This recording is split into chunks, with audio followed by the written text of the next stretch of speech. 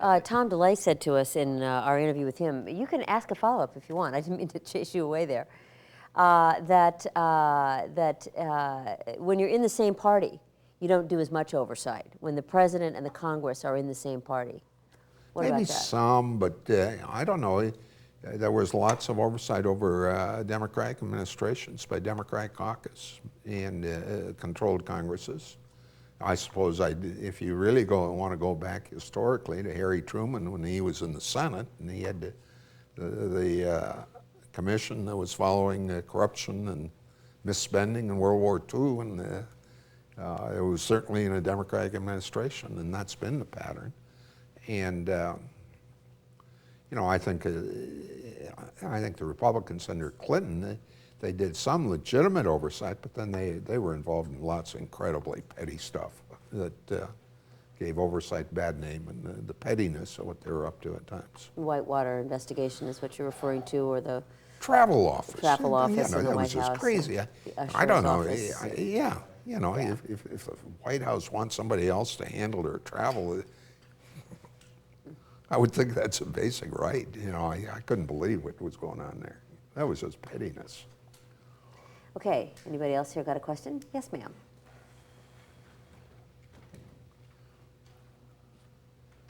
Good afternoon, Congressman. My name is Tanya Broth, and I'm originally from White Bear Lake, Minnesota. Oh, so I'd like to good to thank see you you. for all the work you've done for our state. Where did you go to school? I went to White Bear Lake High School, and here I go to American University. Okay. And I'd like to know what kinds of challenges face the incoming freshman congressmen and women you feel that didn't exist for your class in 1979, and I suppose conversely, what sort of advantages do they have? Good question. Yeah. You know, we were headed into budget problems, and the whole time I've been in Congress, we had budget problems. So that's nothing new. What complicates that, we're getting closer to the arrival of all the boomers at retirement age, which is going to mean that it's a little tougher to deal with than it was even for us in the 90s. And I suppose it's a much more globalized world in the difficulty of dealing with those issues. Thank you. Okay, good. That is an interesting point about the globalized world. But you mentioned Social Security here. President after president and Ways and Means Committee chairman after Ways and Means Committee chairman, commission after commission has tried to tackle the question of Social Security and what do you do to keep it from running out of money. You've had ideas yourself and made a proposal of your own. Why is Congress just simply, and the government even, Congress and the administration, just unable to tackle that problem? See, I'm not convinced. I think we have a real major problem in long term of health care costs.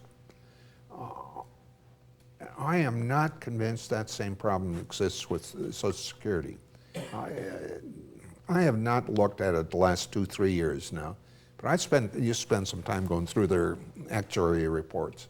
And I always thought they were very conservative on their economic assumptions. And when I got into, I discovered that their assumptions of long-term interest payments to the fund were significantly below the history of the last 20 years. And if you followed the pattern of the last 20 years, the funds in the program were fairly good.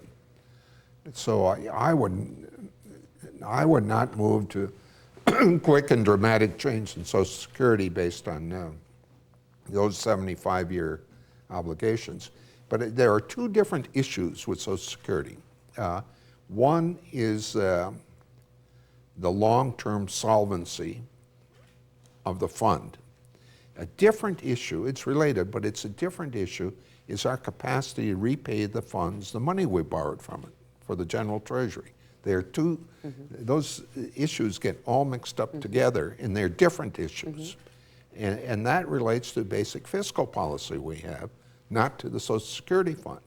You know, there's all this, I think, just crazy rhetoric at times, you know, that the funds are simply pieces of paper. Well, every savings I have are pieces of paper.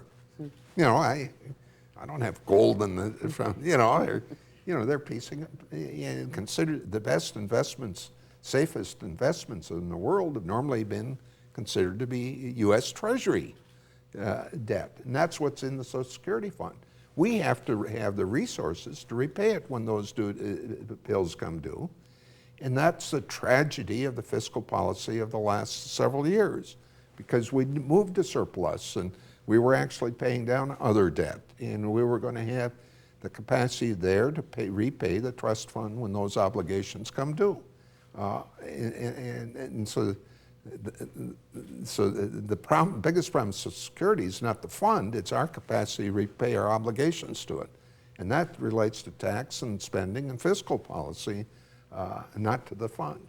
Medicare or health care is a different issue. But why does Congress just hit a brick wall every time either side tries to engage in a debate that will actually produce some result? Well, in the early 80s, we had a commission. And it was a real commission. People didn't play. Reagan appointed some. Tip O'Neill and Democratic leadership appointed some. It wasn't a phony commission like the Bush one, where he simply picked some people who were nominal Democrats and would do what he wanted. The one of the early 80s where, Claude Pepper, who was Mr. Social Security, was on it. It was folks who were struggling to find what then was a very immediate problem. And they came to solution. Congress passed it. So it can be done. It can be done. Yes, sir. I wanted to ask a question that was sort of related to the previous question. She asked about freshman congressmen, and when you were a freshman congressman, you managed to get a first term on the Appropriations Committee, something which was described as an almost unheard of feat. And I was wondering if you could relate the story behind that, how you managed to accomplish that, whether it was really big for you, whether you planned it. Well, I'd asked for it. I'd actually came here thinking I'd like to be on Ways and Means, and somebody else from my region was running for it. So I switched to Appropriations. Then the word was spread that no freshman would get on. And I knew that was not totally accurate because California had lost several positions. And somebody from California clearly was going on, and there were a couple of freshmen, Julian Dixon and Vic Fazio, going for it from California. So I assumed one of them would get it, but I thought the rest of us had no chance. I'd totally given up doing anything to get it. And all of a sudden I was pleasantly surprised to get a call saying that I'd gotten it, and there were actually 3 freshmen.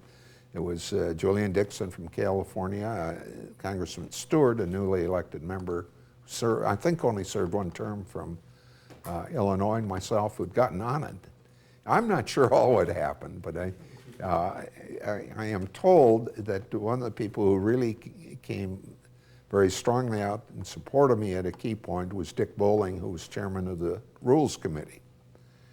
And he was from Missouri, but he'd had some very close ties to Minnesota, particularly with Humphrey in the point of time back in 1948 where there was a dramatic fight for control over the Democratic Party in Minnesota, and he was up there working as an ally with Humphrey, so he had some particular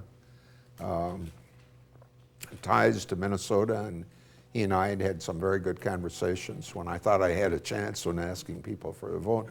But that's all I know. It was a pleasant surprise, and I was assuming I'd end up elsewhere.